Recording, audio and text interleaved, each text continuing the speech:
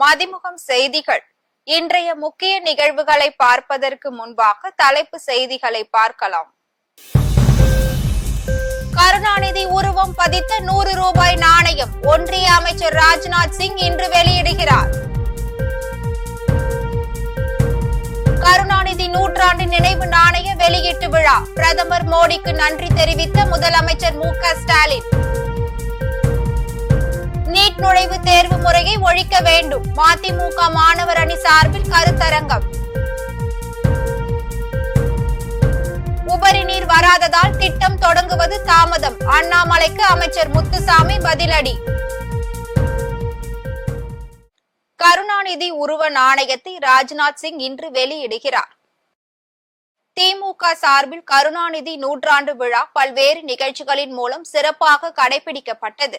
இந்நிலையில் கருணாநிதியின் நூற்றாண்டை ஒட்டி ஒன்றிய அரசு சார்பில் அவரது உருவம் பொறித்த 100 ரூபாய் நாணயத்தை இன்று வெளியிடுகிறார் ஒன்றிய அமைச்சர் ராஜ்நாத் சிங். அதன் வெளியீட்டு விழா சென்னை கலைவாணர் அரங்கில் இன்று மாலை 6:50 மணி அளவில் நடைபெற உள்ளது. விழாவிற்கு முதலமைச்சர் மு.க. ஸ்டாலின் தலைமை வகித்து உரை நிகழ்த்த உள்ளார். நீர்வளத்துறை அமைச்சர் துரைமுருகன் முன்னிலை வகிக்க உள்ளார். ஒன்றிய பாதுகாப்புத்துறை அமைச்சர் ராஜ்நாத் சிங் கருணாநிதியின் நூற்றாண்டு நினைவு நாணயத்தை வெளியிட்டு சிறப்புரை நிகழ்த்த உள்ளார். இவ்விழாவில் தமிழக அமைச்சர்கள், பாஜக மாநில தலைவர் கே. அண்ணாமலை உட்பட பல்வேறு கட்சிகளின் தலைவர்கள் பங்கேற்க உள்ளனர்.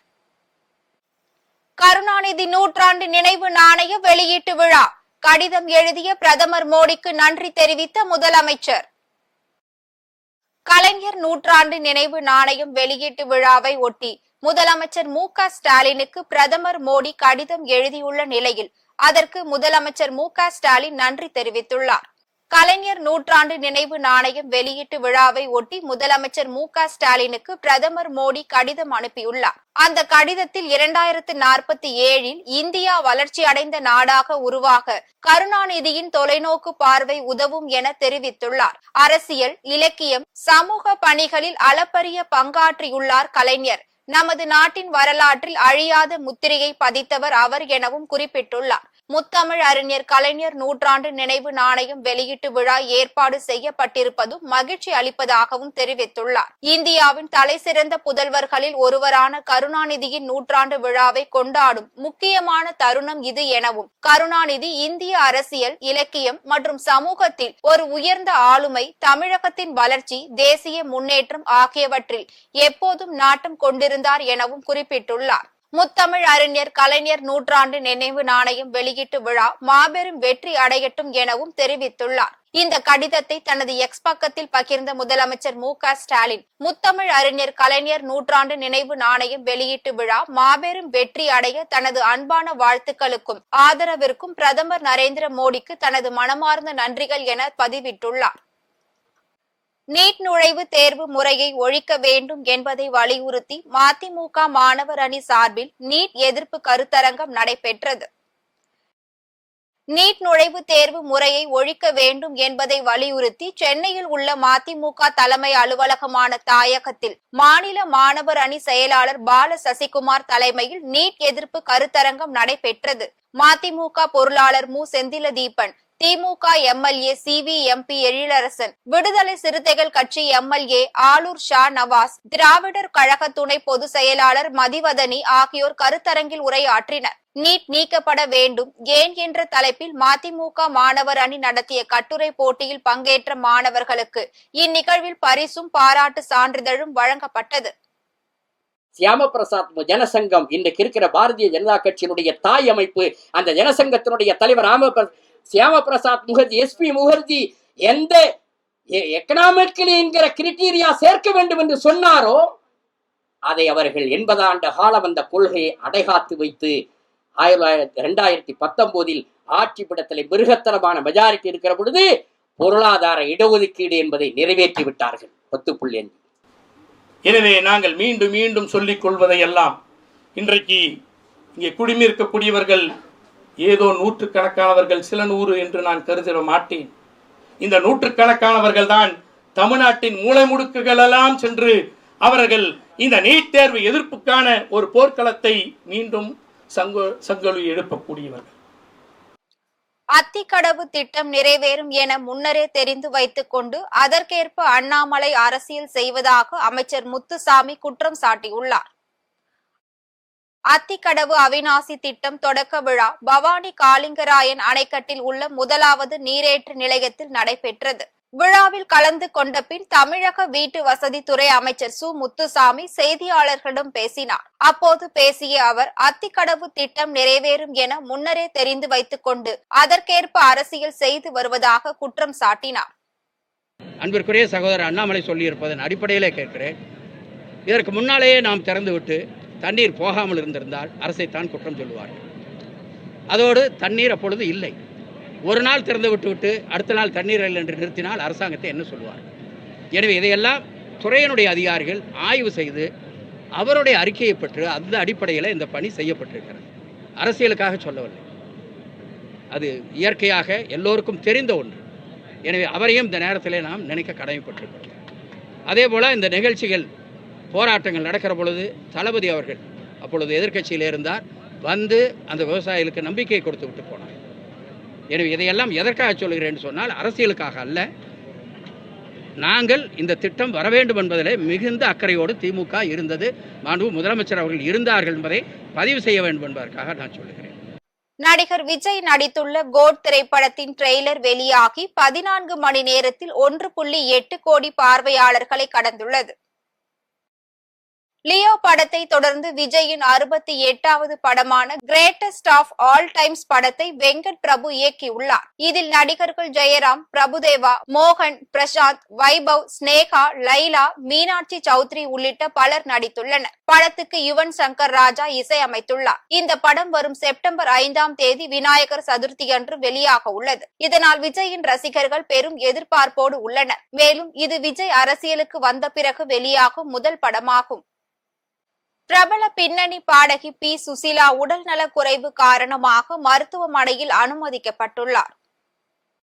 தமிழ், தெலுங்கு, கன்னடம், மலையாளம், இந்தி உள்ளிட்ட 9 மொழிகளில் சுமார் 40,000க்கும் மேற்பட்ட பாடல்களை பாடியவர் பி சுசிலா.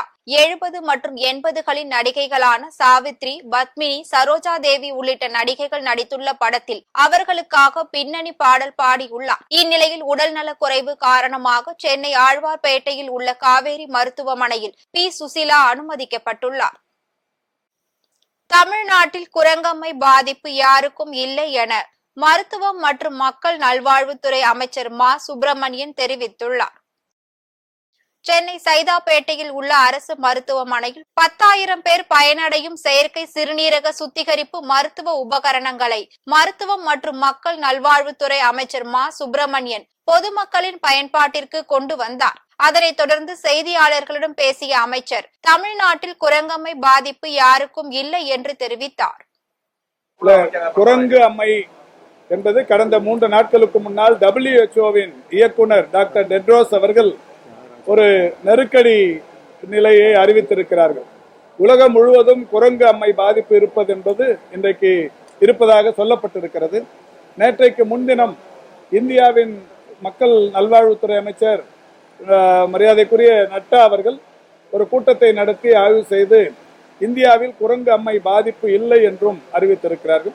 இந்த நிலையில் தமிழகத்தில் நேற்றைக்கு அறிவித்தேன், தமிழ்நாட்டில் குரங்கு அம்மை பாதிப்பு என்பது யாருக்கும் இல்லை. அரியலூர் அருகே அரசு வேலை வாங்கி தருவதாக பணம் வாங்கி மோசடி செய்த 2 நபர்களை காவல்துறையினர் கைது செய்துள்ளனர். அரியலூர் மாவட்டம் கீழ் சிந்தாமணி கிராமத்தில் வசித்து வரும் முருகேசன் என்பவருடைய இளைய மகன் பட்டப்படிப்பு முடித்து வேலையின்றி இருந்த நிலையில் கடந்த 2022ஆம் ஆண்டு ராஜசேகர் மற்றும் கார்த்திகேயன் ஆகியோர் முருகேசனின் இளைய மகனுக்கு அரசு வேலை வாங்கி தருவதாக போலி வாக்குறுதிகளை அளித்து ரூபாய் 3 லட்சம் பணம் கேட்டுள்ளனர். மேலும் கார்த்தி தன்னை ஒரு பத்திரிகை நிருபர் என்று கூறியுள்ளார். இதனை நம்பிய அவர் 2,10,000 பணத்தை முன்பணமாக தந்து மீதமுள்ள பணத்தை வேலை வந்தவுடன் தருவதாகவும் கூறியுள்ளார். இதனைத் தொடர்ந்து பணத்தை பெற்றுக்கொண்ட அவர்கள் 2 ஆண்டுகள் ஆகியும் வேலை வாங்கி தராமல் பணத்தையும் திருப்பி தராமல் மறுத்துள்ளனர். மேலும் முருகேசனை பணம் கேட்டால் கொலை மிரட்டல் விடுத்துள்ளார். இதனை அடுத்து அவர் இது குறித்து மாவட்ட குற்றப்பிரிவில் புகார் அளித்துள்ளார். அதனைத் தொடர்ந்து இருவரையும் கைது செய்து நீதிமன்றத்தில் ஆஜர்படுத்தி சிறையில் அடைத்தனர். மேலும் இவர்கள் இருவரும் மக்களை ஏமாற்றி பணம் பறித்து இதுபோன்று பல மோசடிகளை செய்ததாக தெரிய வருகிறது. இது குறித்து காவல்துறையினர் புலன் விசாரணை செய்து வருகின்றனர். வாலாஜா அருகே நடைபெற்ற மாவட்டங்களுக்கு இடையிலான ஹாக்கி போட்டியை துவக்கி வைத்து விளையாட்டு வீரர்களுடன் விளையாடி மகிழ்ந்தார் அமைச்சர் ஆர் காந்தி. ராணிப்பேட்டை மாவட்டம் வாலாஜா அடுத்த சுங்கச்சாவடி அருகே ராணிப்பேட்டை பொறியியல் கல்லூரி வளாகத்தில் மாநில அளவிலான ஹாக்கி போட்டி நடைபெற்றது. இந்த போட்டியில் ராணிப்பேட்டை மாவட்ட ஹாக்கி அசோசியேஷன் சார்பாக தமிழ்நாட்டில் இருந்து 37 மாவட்டங்களில் இருந்து 16 வயதுக்கு உட்பட்டவர்களுக்கு இடையிலான சப் ஜூனியர் ஹாக்கி போட்டிகள் நடைபெற்றது. இந்த நிகழ்ச்சிக்கு தமிழக கைத்தறி மற்றும் துணிநூல் துறை அமைச்சர் ஆர் காந்தி சிறப்பு அழைப்பாளராக கலந்து கொண்டு ஹாக்கி போட்டியினை துவக்கி வைத்து விளையாட்டு வீரர்களுடன் ஹாக்கி விளையாடி மகிழ்ந்தார். இவ்விழாவில் தமிழ்நாடு மாநில ஹாக்கி சங்கத்தின் தலைவர் சேகர், ஆற்காடு சட்டமன்ற உறுப்பினர் ஈஸ்வரப்பன், மாவட்ட ஹாக்கி அசோசியேஷன் தலைவர் வினோத் காந்தி, மாவட்ட பொருளாளர் சிவா மற்றும் அசோசியேஷன் நிர்வாகிகள், கட்சி தொண்டர்கள் என பலர் கலந்து கொண்டனர். திருப்பூர் மாவட்டம் பெருமாநல்லூர் அருகே சட்டவிரோதமாக தங்கியிருந்த வங்கதேச நாட்டை சேர்ந்த 3 பேர் கைது செய்யப்பட்டுள்ளனர். திருப்பூர் மாவட்டம் அவிநாசியை அடுத்த பெருமாநல்லூர் பகுதிகளில் உள்ள குடியிருப்புகள் மற்றும் பனியன் நிறுவனங்களில் உரிய ஆவணங்கள் இன்றி சட்டவிரோதமாக தங்கி இருந்தவர்கள் குறித்து கிடைத்த ரகசிய தகவலின் அடிப்படையில் காவல்துறையினர் சுற்றுவட்டார பகுதிகளில் உள்ள குடியிருப்புகள், கம்பெனிகள் உள்ளிட்ட முக்கிய இடங்களில் சோதனையில் ஈடுபட்டனர். இந்நிலையில் பாலமுருகன் என்பவரது வீட்டில் தங்கியிருந்த இம்ரான் ஹுசைன், சுஜான் அன்சாரி, ஜசான் சர்தார் ஆகிய 3வரிடம் காவலர்கள் மேற்கொண்ட விசாரணையில் அவர்கள் 3வரும் வங்கதேசத்தை சேர்ந்தவர்கள் என்பதும் உரிய ஆவணங்கள் இன்றி சட்டவிரோதமாக அவர்கள் குடியிருந்து வந்ததும் தெரிய வந்தது. மேலும் கடந்த 8 வருடங்களுக்கு முன்பு வங்கதேசத்தில் இருந்து மேற்கு வங்க மாநிலம் பங்கா பகுதியில் உள்ள இந்திய எல்லைக்குள் கள்ளத்தனமாக ஊடுருவி அங்கிருந்து ரயில் மூலம் திருப்பூர் வந்ததும் தெரிய வந்துள்ளது. திருப்பூர் வந்த 3வரும் கிடைக்கும் வேலைக்கு சென்று வந்ததும் உள்ளூர் பனியன் கம்பெனியில் வேலைக்கு சேர உள்ளூர் முகவரி தேவைப்படுவதால் தற்காலிகமாக முகவரியுடன் போலியாக ஆதார் அட்டை தயார் செய்து வைத்திருந்ததும் தெரிய வந்தது. இது குறித்து வழக்கு பதிவு செய்து அவர்கள் 3வரையும் கைது செய்துள்ளனர்.